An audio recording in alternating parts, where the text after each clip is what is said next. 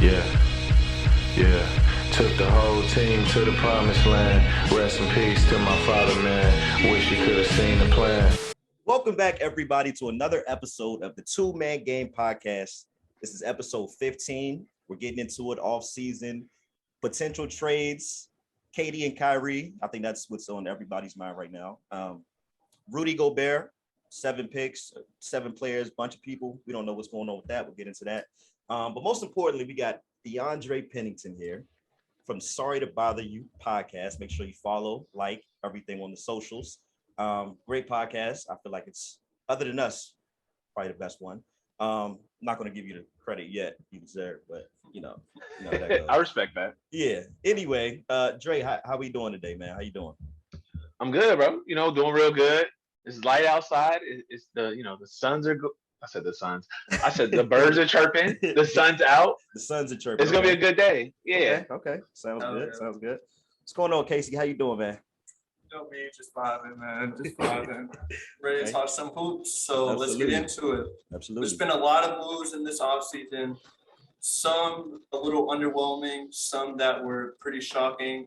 So out of all the offseason moves, free agency wise, what has been a surprise for you guys or moves you guys have liked? Start with Dre. I'll say I think I don't want to say the DeJounte Murray one because I think that it needed it, but I would say the Gobert trade was probably the most shocking because I knew that the Jazz were going to blow it up eventually, but I didn't know that they were going to blow it up this soon. And also, like, I didn't think Minnesota would trade for that much for basically their whole future for Rudy Gobert. Yeah, no, I agree. The Rudy Gobert trade was pretty shocking. Obviously, a lot of people had a feeling that it was time for them to break up after just a bunch of playoff collapse. It was bound to happen. Danny Ainge got into the front office there and said, let's get some picks back Let's and break it up. Move Gobert. It's definitely an interesting fit moving Cat to the 4.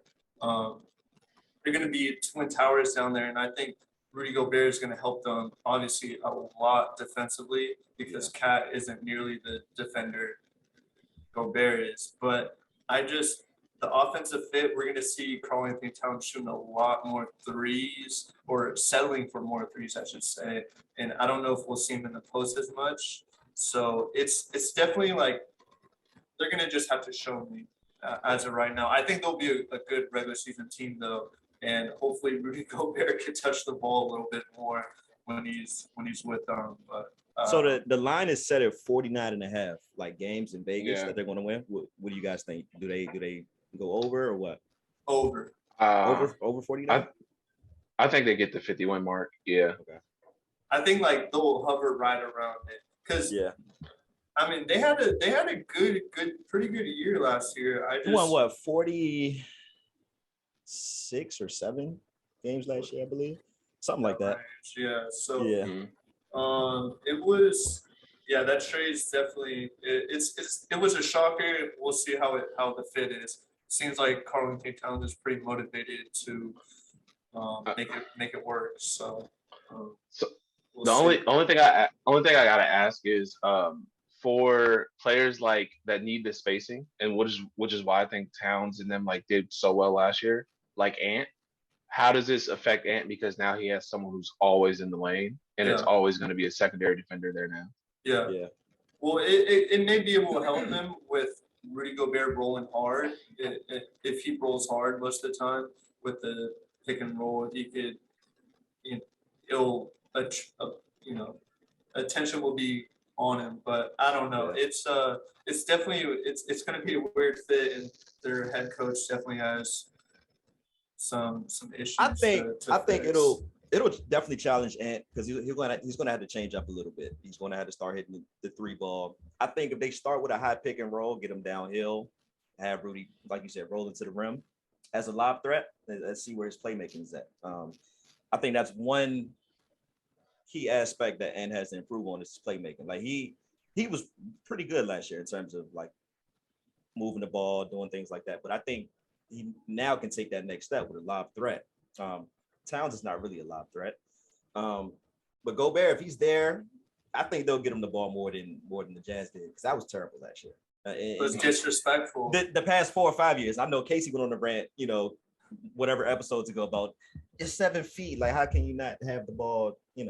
Things like that. So yeah, I definitely do think with him, the playmaking and defense, obviously that's the big thing, rim protection and stuff like that. So it's a weird fit, but in a weird way, it's actually an okay fit. Late in games, they can't play those two guys. They just can't. You're going to have this. Rudy's going to have to sit down. Somebody's going to have to sit down, right? Play Towns at the 5, have that space late in the game. But first 3 quarters, I think it could be a pretty good fit. Yeah, I couldn't agree more. One of the trades that I really liked this offseason was Brogdon to the Celtics. What do you guys think about that one? Oh, absolutely. The Celtics did exactly what they wanted to do, right? They got their bench better because that was obviously the big issue last year. Late in the playoffs, when Tatum or Brown are hurt, they're relying on, I don't know, Peyton Pritchard and, people like that, or Grant Williams to try to, compete with the Warriors. So it's huge. Danilo Gallinari was huge. So yeah, I think the Celtics did the right way. Yeah. I'll say the only thing that it was kind of funny because that was one of their, like you said, that was their big thing. And then they got rid of basically, what was it, a 2nd round pick or first round pick, and a player that didn't necessarily play at all. Yeah. They didn't give up much at all. Yeah, they gave away basically some vending machines and a sock for so it was a good piece. They fleeced them? I think they fleeced them. I think they got them. Easy. Unless they're like first round pick turns into like a superstar or like a legit player, they which you can never tell. You never know. Like those picks are just so iffy sometimes. You never know. Yeah. Yeah, I mean, I really love that trade. It's bringing in a guy who can make plays for himself and make plays for others. It's going to give them, he's around like 18 points per game as a starter. So if he could give them about, anywhere between 12 and 15 points off the bench, I think that'll be huge. Yeah. Guy who's smart with how he plays. He doesn't turn the ball over much. A couple years back, he was a 50, 40, 90 guy. So it's just a real high IQ guy which they needed, and it showed in the finals. And he's already buying in. They said he's already a brace coming off the bench. Yeah, and he's a great defender as well. Yeah. So it fits right in with what the Celtics want to do. And then Gallinari as well, bringing him in from free agency, that brings in another scorer. It may hurt their defense a little bit because he's getting a little older, not as quick, but offensively, he's going to help them a lot, be able to space the floor and give them another shooting option. And he can post up a little bit too on smart guys. We saw that in the playoffs a couple years back. So I think the Celtics killed it this offseason. It was definitely, I think that boosted their roster once again. And I think they'll have a good chance to run it back in the East. Hey, something I just thought about, it's completely off topic, but when these teams do these trades for these picks, right? And then let's say the pick ends up being, I don't know, just hypothetical. The pick ended up being Kevin Durant, like 10 years down, like later and stuff like that. It's just funny to me how that stuff works and like how a pick now could end up turning into a superstar. What we talking about? So I don't know. I just thought about that. It's just funny to me. Yeah, I'll say, and then I was said the only thing I was gonna ask is does this trade move now, like, does it propel Boston to be the favorite next year? I mean, maybe in the East. In the East, probably. I think them are the Bucks, but yeah, the Bucks aren't going anywhere. I wouldn't say favorites overall, though. I still would like the Warriors and maybe the Clippers over them. But the Celtics going to be tough. I mean, they learned a lot this past year and how to play winning basketball, great defense all year. So let's see if they're able to turn around and do it again. One move that was kind of shocking was DeJounte Murray to the Hawks. What do you guys think about that one? I didn't think that San Antonio would trade him so quickly. And the fact that they traded him to another like playoff team that's like young also, I think is a big boost. But I think it's going to be it's one of those things where it's going to be is going to be weird in the start because DeJounte Murray makes plays with the ball in his hand, and so does Trae Young. So it's like, how's it necessarily going to fit the best? But I think that they boosted their defense. Murray learns how to shoot off the ball, and then it helps Trae Young get off the ball a little bit more, which I think was wearing him down. And it may have been like shown in the series against was it in the series against Miami this year. Mm-hmm. Yeah. No, definitely. San Antonio, they said it like Pop's one of them guys where if you are a young guy, he's trying to get you in the right situation, right? Pop's not going to be the one to send you to Detroit and say, yeah, have fun there. He's like I said, they sent him his blessings or whatever it was. I saw the article. But yeah, I like the move, definitely. Like anytime you can get an all-star player, what you can't take away from it. Plus, he's a bigger guard. Like I think he can complement Trae better just because he's a bigger guard. Let's say he was 6 foot and they got these two guys starting in the backcourt. It's just not going to work, especially with defensive wise. But we'll see. I mean, I feel like great players always know how to adjust. Like it may take some time. Just like, for example, Bron and D-Wade, their first year, they didn't know how to coexist. They didn't know who's the number one guy. Then second year sort of just clicked. So I think it'll click. And hopefully it helps that defense because they were pretty bad at times last year. Yeah. And I think it will help their defense for sure. How they made the Eastern Conference Finals was on their defense. Mm-hmm. And this past year, they definitely took a step back. So adding DeJounte Murray, I think that'll be huge. A guy who can make plays, like I said, well, you guys said, for himself and for others. So that will be really good. I think Trae Young playing off the ball a little bit more could be good. And if you could take a little page out of Steph Curry's book, coming off a little screens, moving without the ball, it'll make life easier for him and for his teammates as well. So I think it could be good. It's definitely going to be an adjustment period for them because it's two ball dominant guys. Like they both need the ball to be effective. So it's going to be really interesting to see how they coexist with each other. I wonder when guys are going to realize how easy the game will come to them if they just move off the ball, right? Like think about, I talked about this in a couple episodes ago, how superstars just, when they get the ball out of their hands, they're just stagnant, right? If guys like Trae, who can shoot the ball and stuff like that, can move off the ball, the game becomes so easy to him. I promise.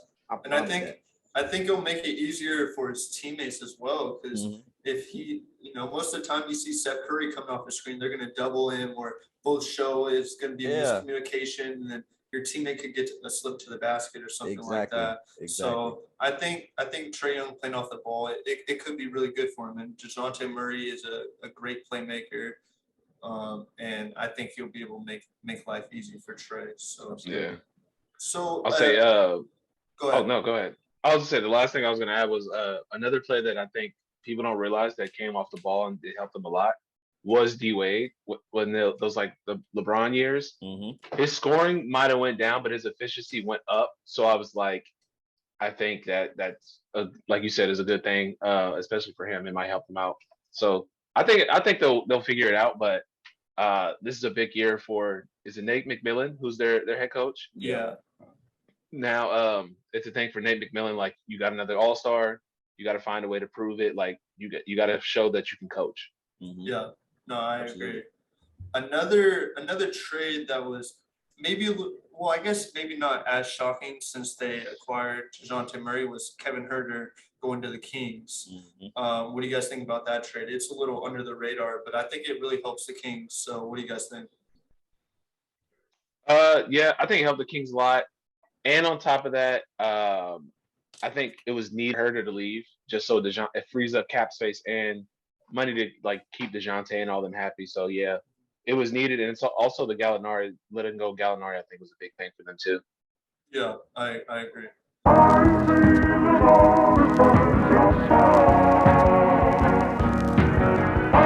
All right, so with the addition of DeJounte Murray, they had to lose Kevin Huerter, and he went to the Kings. What do you guys think about that trade for the Kings? I really like it. I think a tall guard who could bring some spacing for De'Aaron Fox and Sabonis. So what do you guys think? I think it's a good fit, good trade. Obviously the Hawks had to move Herter. They just got DeJounte, so it was like it had to be done. Plus, they freed up a lot of money. Remember, they gave him like what was it, 4 years, 90 million or something like that. Yeah, they paid Like him. they gave him a good contract. I'm a little shocked to see the Kings kind of grab him though. I thought it'd be another playoff team, a team that needed spacing and shooting, but a little shocked the Kings would do it because they have so many. I think they have a couple of different guards, and they let go of Halliburton so quickly. So I'm a little Yeah. shocked. Yeah, they also added Malik Monk too, so that's I think that'll I don't think that'll be too big of a deal. I think Herter will start, but what do you think, Dante? Yeah. Like you said, with Monk too, I think their team is coming together really well. Keegan Murray probably had the best summer league out of all the rookies. And so if you factor that into it, they were going to get Jaden Ivey. So I'm glad they didn't because I feel like Keegan fits in better. Bigger guy, can space the floor for De'Aaron Fox and Demonis Sabonis. And then also like, Carter and Monk. So they're going to be really good shooters. Like if De'Aaron Fox can stay healthy, if Demonis Sabonis can stay healthy, we may see them in the play-in. Maybe.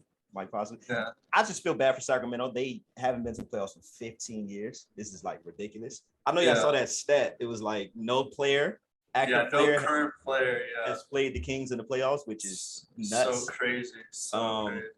So yeah, I mean, hey, they just can't get it right. But I feel like their offseason, they've gotten it put together. But I think the Kings are taking a step in the right direction for Absolutely. sure. Getting Sabonis, you get Herter, you sign a couple guys. Like you said, Keegan Murray, you got Davion Mitchell last year, so you're starting to build something which the West is loaded. So, but I think they're making strides in the right direction. So. All I'm gonna say is don't be surprised if the Kings do some King stuff with especially their front office, and they find a way to let like either one of their stars go, like De'Aaron Fox, or they ship a player and you're just like, why? Yeah. Like that. I'm telling you, the Halliburton trade last year was so shocking to me, and then the fact that they let go of, I think one of their coaches, who was it? It was like a couple years ago. It was before Luke Walton when they let that coach go, and they were like, oh, it's because he just wasn't helping player development. But I was like, y'all had like some of the most wins y'all had in like 10 years. Yeah. So the Kings front office just does things that I just don't understand. So it happens. Yeah. We'll see. Yeah. I mean, with a championship pedigree of Mike Brown, who's been there, we'll see. Yeah, hopefully he could change the culture a little bit. This is the second straight Warriors coach that has gone from the Warriors to the Kings. So we'll see. Luke Walton didn't really work out. So yeah, Alvin Gentry was also a guy with he was their associate coach actually. So never mind. Yeah. But anyway, speaking of culture, the Nets culture, obviously, that was something that was pretty questionable this past year.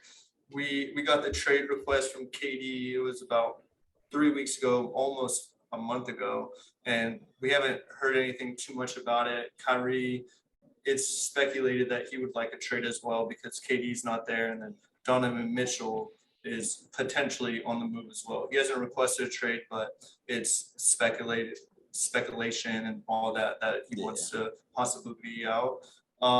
What do you guys think about all this? Do you guys think they'll be traded, and where is a good place?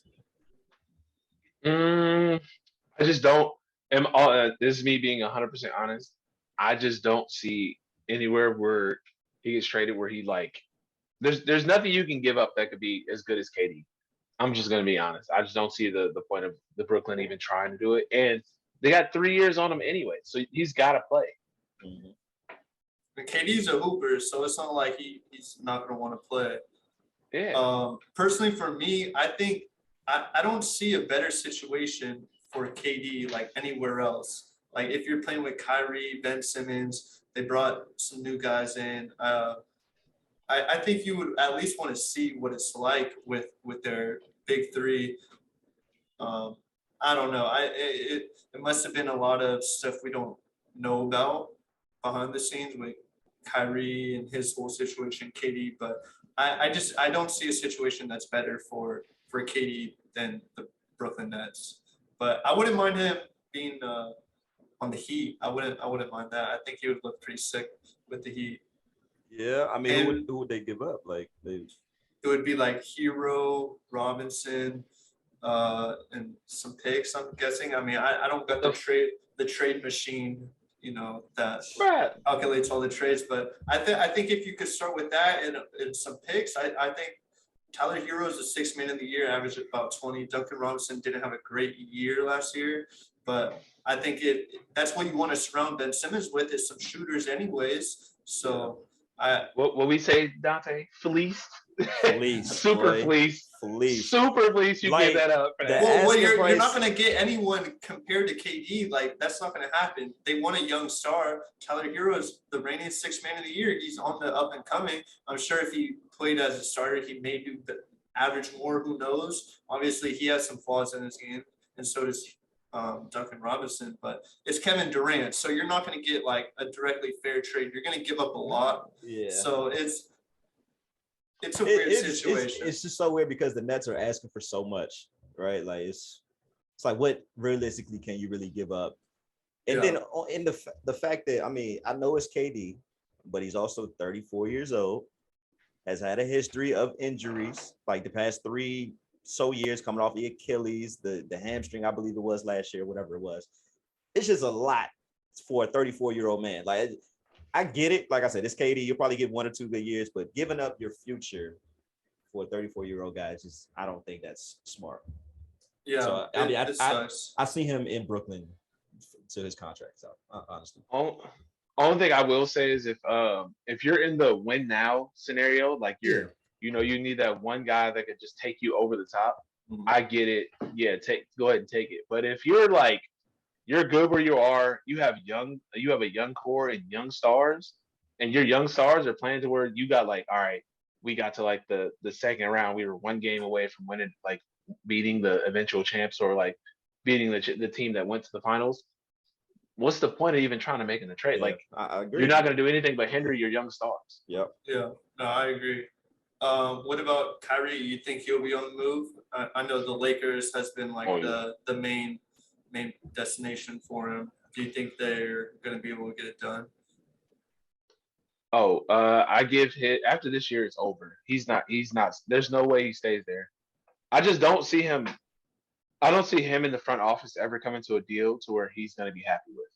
There's just no way. It's going to be all short term, like one and one type years or something like that. Yeah, which I don't blame the front office though. No, not at all. Right now, hasn't been available like he should be. So it's we'll see. Maybe him and LeBron teaming back up. I think that'd be pretty cool. I don't know how successful it would be, but I think This is all I'm saying. Kyrie only won playing with Bron, right? Everywhere else has been a shit show. I think Bron's the only guy that can get him right, get him going, get him motivated. Well, I think it's a perfect fit together. Yeah, definitely a perfect fit. You combine that with AD. We'll have to see what their bench can do, because their bench probably will be a little light. But hey, if they can get together, I feel like they can make them run for it. Yeah. The only thing I will say to that though is Kyrie, everywhere he's been, has either been hurt or something that just has gone wrong. Like, yeah. And I'll say that, like, it hasn't necessarily been his fault mainly, but it's just been like something always happens. Like an injury, obviously the coronavirus happened, and then with Boston, I think they just had too many players in one position, too many guards in one position. They couldn't make it mesh. Yeah. Which I don't think is up to him. Which I don't think is his fault all the time, all the way. But like, it's just the NBA. Something that happens in the NBA. Yeah. Egos are something that get in the way of a lot of winning. So that makes sense. What about Donovan Mitchell? The reports have been saying him to the Knicks. How do you guys like that? I personally, I don't really like it. So want to hear what you guys think. They just picked up Brunson for 120 million? No, yeah. I think 110? Like 110, like 110. 110? Well, why would you pay Brunson if you're gonna go get Mitchell, who's the same height, I guess more athletic, but why would you pay him that and then try to go get Mitchell? It doesn't even make sense. 6-foot guards in your backcourt. It's not gonna work. Like, it's literally not gonna work. Yeah. It's just not. I personally don't really like the trade. Like you said, 2 smaller guards in the backcourt. I wouldn't say either of them are great at defense. Brunson's like pretty solid defender, but he's smaller, and Donovan Mitchell, I mean, I wouldn't call him a good defender as of right now. I thought about that Shaq thing where he's in the studio talking about barbecue chicken alert. Yeah. Barbecue chicken alert, bro. That's funny. Bruh. Yeah, I don't really like the fit. I don't see it. I don't see how it would work unless like I don't know. We'll see how it all plays out. Like, for Donovan Mitchell, I think Miami would be a great fit as well. I think Miami is just missing like either 1-2 option to pair up with Jimmy Butler and Bam, who could just get you buckets. Like that was something that they were missing in the playoffs this past year. So like a guy like Donovan Mitchell who could step in and give you, you know, he kills in the playoffs. That's when he's his best, which you want to see from your superstars. But I think him going to Miami would be tough. I think that'd be great. Yeah, that would work. That would fit. I would say this too. One of the reasons why the Jazz struggled slightly is because their perimeter defense was garbage. Oh, yeah. I don't know how. It made no sense, but their perimeter defense was garbage. The only thing that was holding them up was Rudy. So I 100% understand why him going to like another small guard. He's not gonna play no defense like that. It's just not possible. But you got to play defense if you're with Tom Thibodeau, though. So it's going to be interesting. But Tom Thibodeau gonna have him playing 45 minutes, though. You know, he's running his players. Yeah, it's I'm looking forward to seeing how that all plays out. Obviously, the Jazz aren't looking to win necessarily. It looks like trading away players and whatnot. So it's going to be interesting to see. So I think those have been like most of the bigger trades that's happened this year. So we can move on to free agency.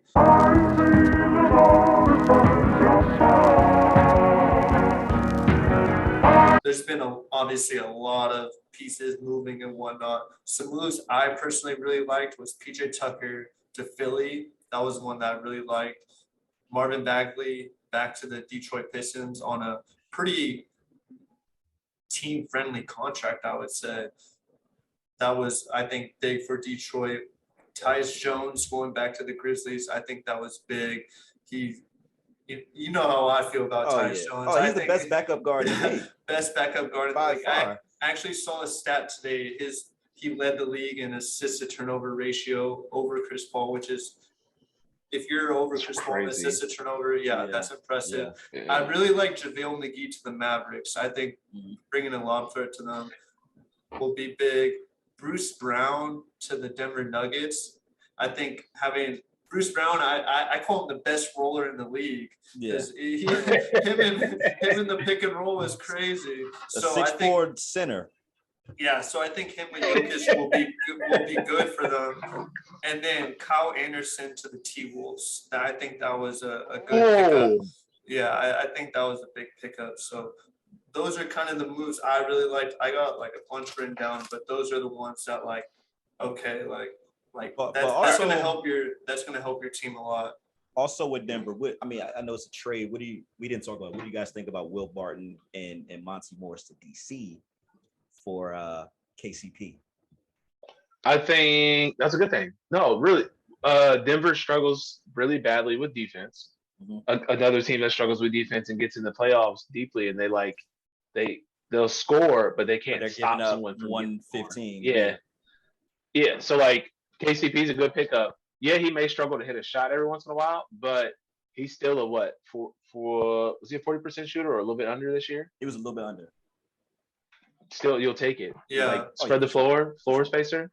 And then you got MPJ, and then you got what's name coming back. So that's all y'all. You got Jamal Murray coming back. And Aaron Gordon too. I mean, that's a pretty good starting lineup. I think that starting lineup could play with. Oh, you're not big on. I'm good. I'm not the biggest Aaron Gordon fan. I don't know why. I thought he was way better. I'm good off that. But the three that you first mentioned were perfectly fine. Aaron Gordon, I'm like, you overhyping him. But Well, this is if he's like your fourth, fifth option in your yeah. starting lineup, I think that's a pretty solid fourth, fifth option.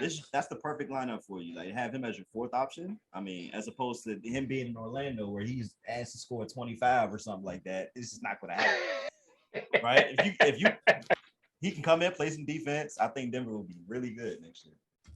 Yeah, I think they'll be good.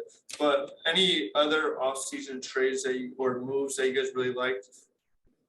I'm trying to think about. I like the GP2 one to what's the name? I'm a little sad to see him Blazers, go to Blazers. I'm a little sad to see him go, but like, Yeah, break it it was up. a good pickup for him. Break it up. He got his money. He's a hater. Yeah, Break it you're up. a hater, bro. You're a hater. Break it up. Otto to Hater. Toronto. Get him up out of there. Get him up out of there. And then like Otto to Toronto is another good one. I think another team that struggled to score, but was very, very good defensively.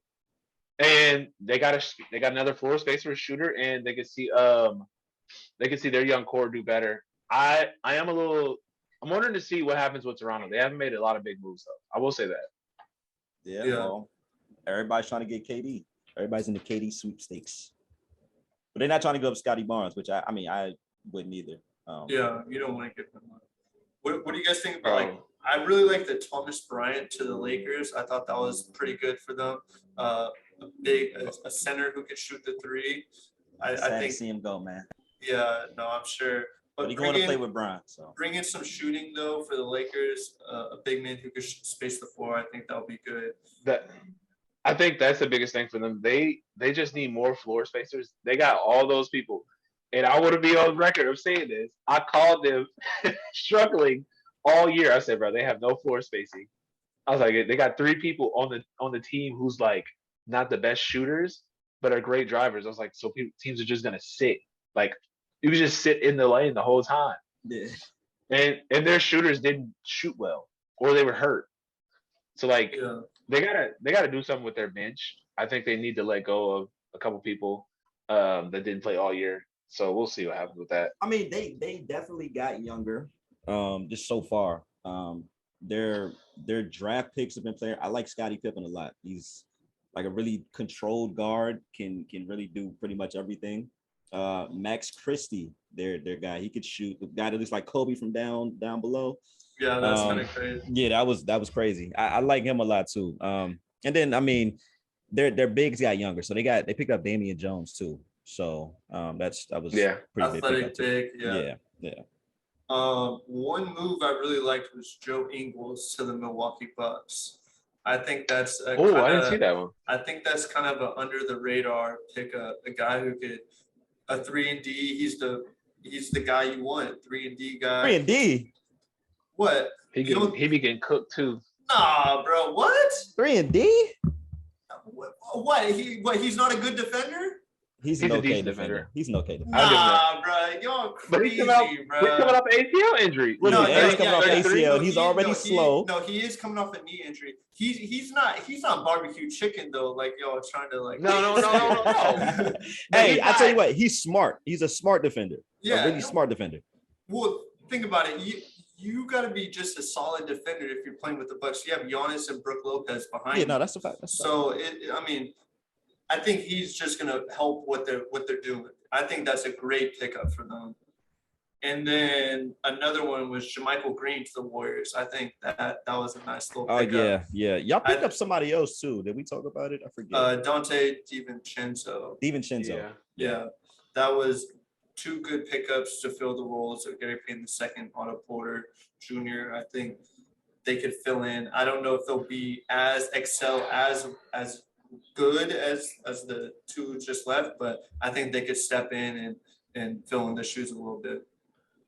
I'm not gonna lie to you with the Warriors though. I think we're gonna rely on Moody to make a big jump. Not Kuminga as much because I think Kuminga is one of those players in the future. He's gonna like step into a different role, and it's just gonna be a way bigger role than what it was. But Moody and Wiseman, because they're both really big defenders, and that's one of the things that you have to have in the league is big, long wings and defenders. Yeah.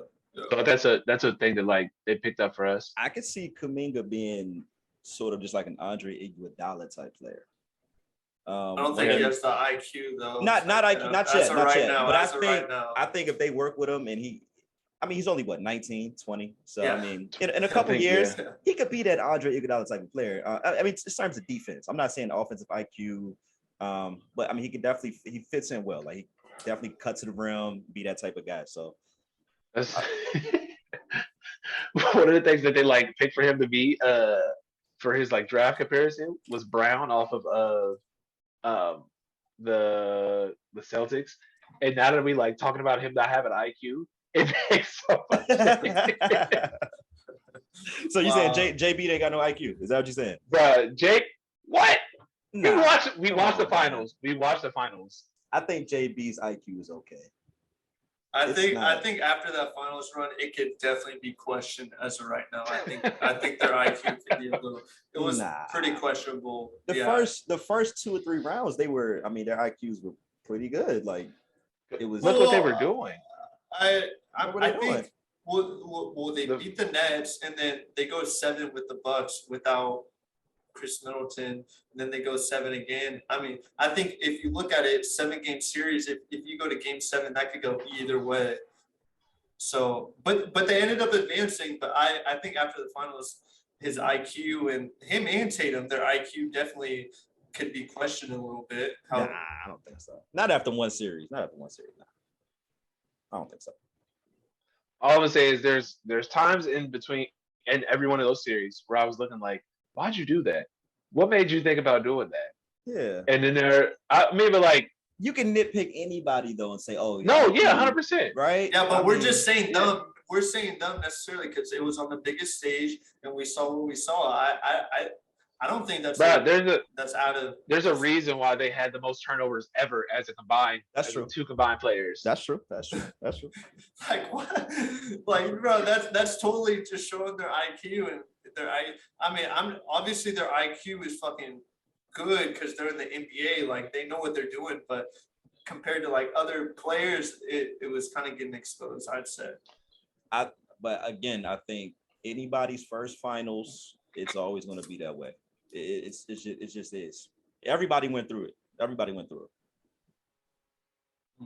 mean, people were questioning Bron's IQ in 07 when Nobody questioned Brown IQ. Yes, they were because he was taking a lot of shots and wasn't attacked. Well, what the Spurs did, they packed in the paint, made him shoot. That team was garbage. Of course, nobody expected them to get a game against. Well, they at least expected them to get like 5, but he didn't get a game, and I was just like, I kind of figured that against the Spurs. My point is, everybody's IQ gets questioned at a point in time, especially in that first big stage. Yeah. But they've been questioned since they've been a duo. It's always been questioned of them. Like, okay, they take tough shots. That's very true. That's all I'm saying. They've been in the league for how long though? They got put in a good position. That's all it is. What, 6 years? 7 years? Together since 2015, so 7. Yeah. No. I'm sorry, 2016. 2016, was when Brown so got 6. drafted. 17 was when Tatum got drafted. So yeah, 17. 5. Okay, but I'm still saying like that's still a lot of like that's a lot of basketball you played. You played played deep into the playoffs your whole career. So Yeah, like I said, your IQ's always been like, all right, I don't know what they be thinking on this note. Like that's a lot to say about a player. I still don't see it. They're still young. All right, Everyone has their moments. They're still young. If they're doing this at 30 and 31, okay.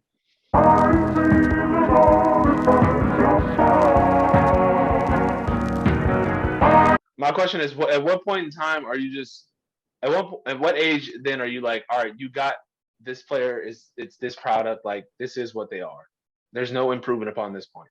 I think you got to look at least 7 to 8 years because the greats didn't win it to their 7th or 8th years. Michael Jordan didn't win it to his 7th or 8th year, right? His IQ was in question before Phil Jackson got there, right? But he was 100%. also young. So I don't know. I mean, I still think they're young. Give them a couple more years. Like, I don't know. All right. No, I mean, we're not saying to break them up or anything. We're just questioning their IQ and like. I'm not. I mean, they got to the NBA finals. I mean, if you just had the most turnovers in a finals run, I don't think it's unacceptable to question it. But that's just me. I mean, I take pride in taking care of the ball. I guess you don't.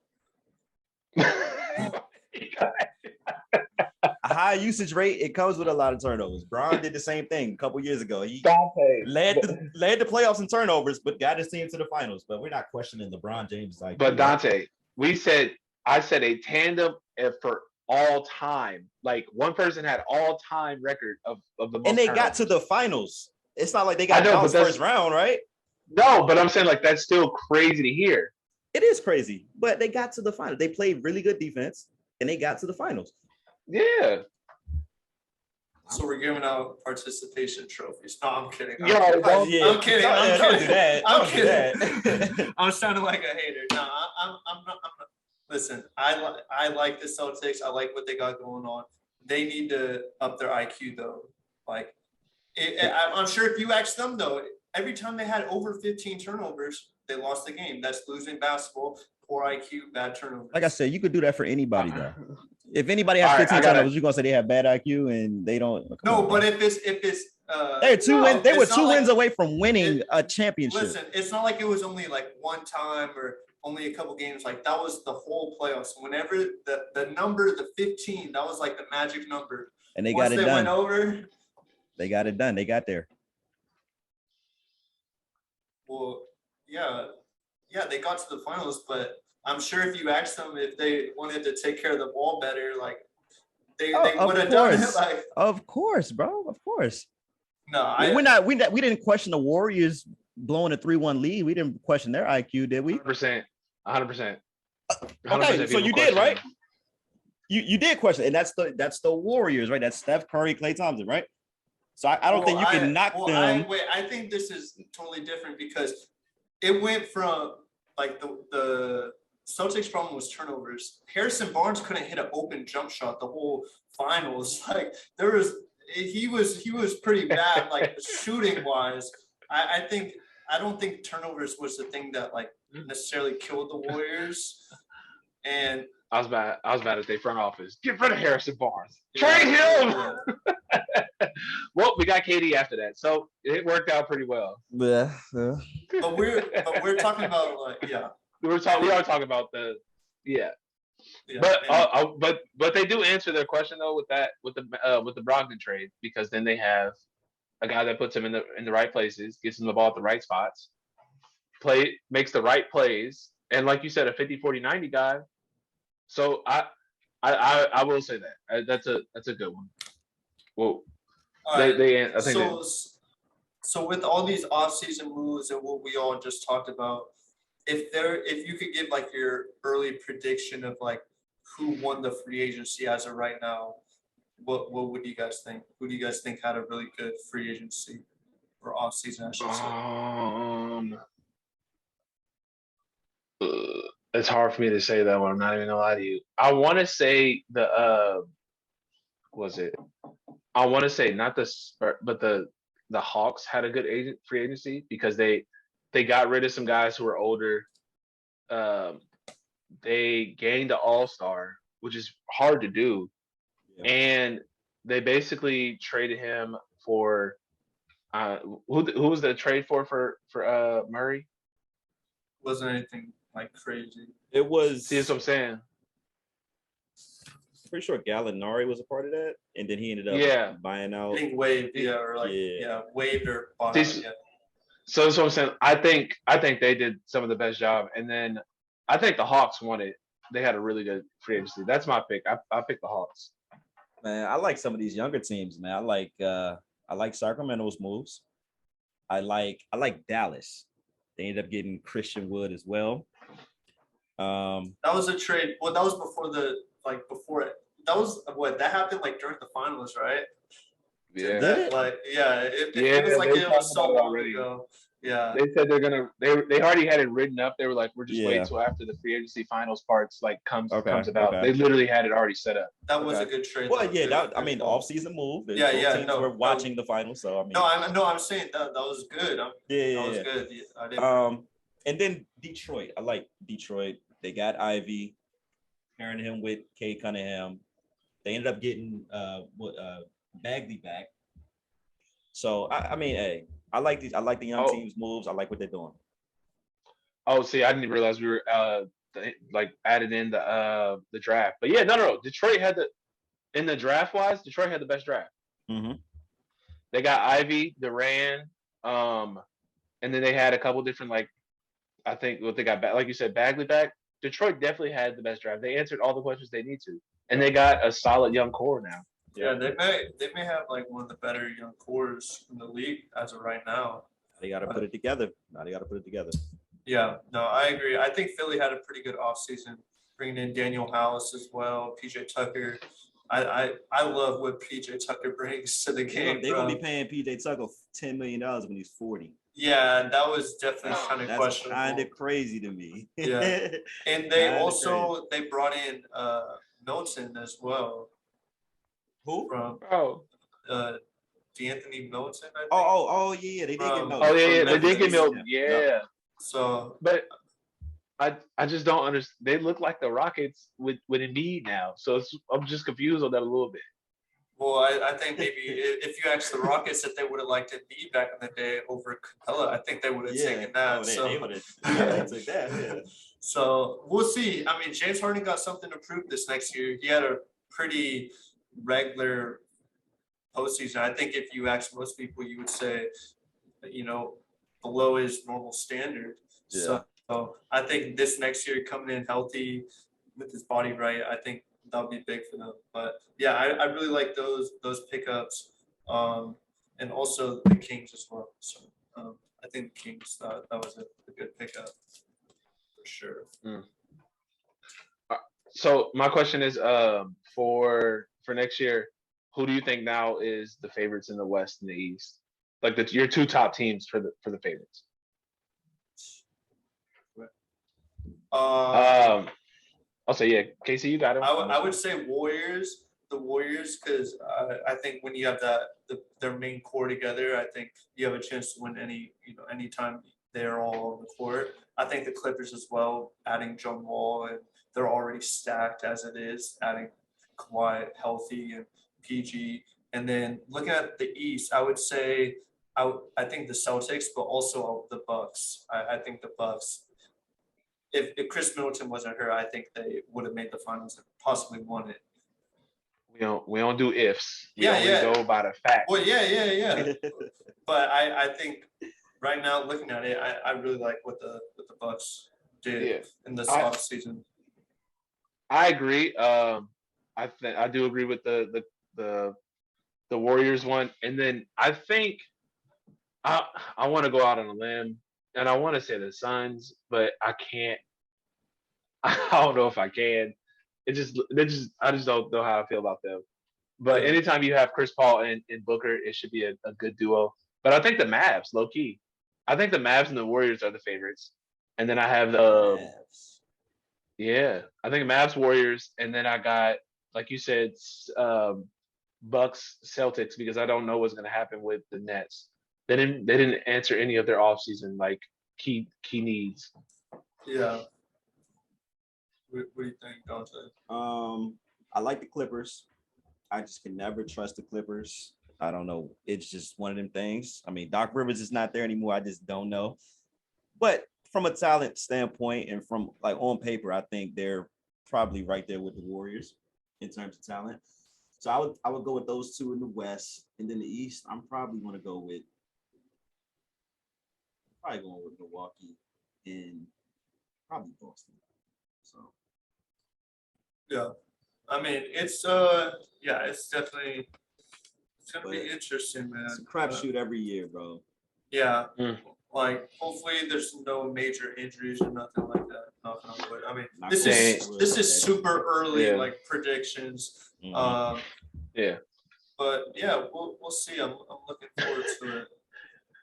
It's kind of crazy. No one said Miami, which I just thought about right now. It's like, dang, they're low key in it almost every other year. Every year they're low key like Well, right there. have they gone better? I don't think they've gone better this offseason.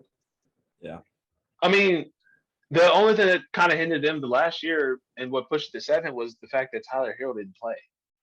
Yeah, and also Lowry was hurt, but I still would like as of right now. I still like Boston. I would still like Boston and the Bucks over them as of right now. But they, we'll see what they do. If they add Mitchell or someone like that, I think that will bolster their team. But we'll see. We'll see what happens. I'm looking forward to this next season, man. For sure. The National Basketball Association. Hey, football's right around the corner too. So very true. Very true. The dog days of the summer, right? My Steelers probably. I got them. Oh my God. Yeah, let's not get into this right now. Let's what? Y'all don't even got a QB right now. How you gonna say what? Don't. We getting Jimmy G, baby. You don't even believe. Y'all getting one of the most winning quarterbacks. You got it. We'll take him. Porn star Jimmy. That's what Stephen A. call him.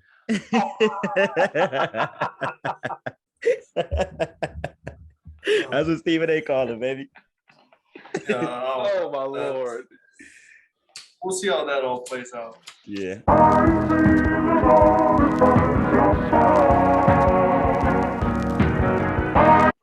And that's a wrap, everybody, for episode 15 of the Two Man Game podcast. It's always great to have my guy Dre on here. Shout out your podcast again. Sorry to bother you, podcast. Sorry to bother you, podcast. And all platforms? Yep, all platforms. Everything. All platforms. There it is. But no, appreciate you guys for sticking this long. Obviously, the offseason is not done. We still got a long way to go. But it was also good to talk about the trade so far, draft, and sort of grading just like teams so far in the offseason. So appreciate you guys for sticking with us. And we'll be back with another episode.